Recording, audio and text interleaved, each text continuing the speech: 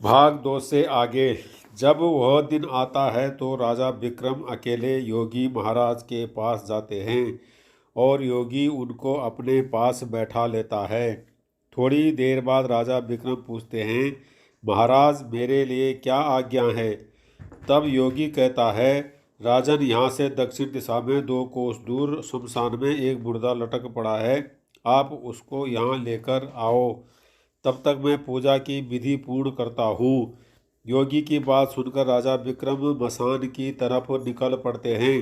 रात बहुत अंधेरी थी, चारों तरफ अंधकार फैला था, भूत प्रेत शोर कर रहे थे, आसमान से पानी बरस रहा था, सांप आकर पैरों में गिर रहे थे, लेकिन हिम्मतवान राजा विक्रम आगे बढ़ते गए।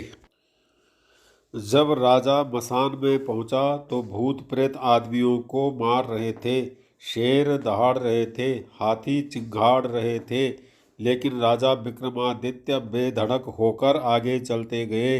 जब राजा पीपल के पेड़ के पास पहुंचे तो देखा पेड़ की जड़ से लेकर पेड़ की शीर्ष तक आग धधक रही है। राजा सोचता है कि यह वही पीपल का पेड़ है जिसके बारे में योगी ने मुझे बताया था।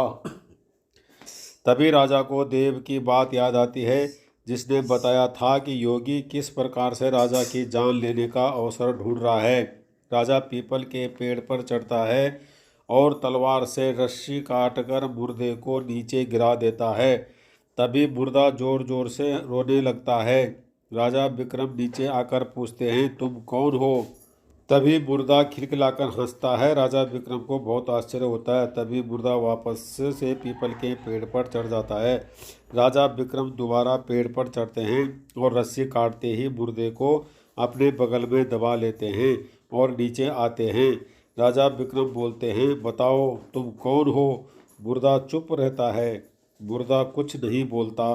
तब राजा विक्रम ने मुर्दे को एक चादर में बांधा और योगी के पास ले जाने के लिए निकल पड़ते हैं।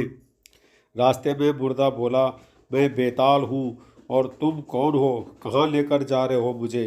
राजा विक्रम बोलते हैं, मेरा नाम विक्रम है, मैं धारा नगरी का राजा हूँ और एक सन्यासी योगी के कहने पर मैं तुमको उसके पास लेकर जा रहा हूँ।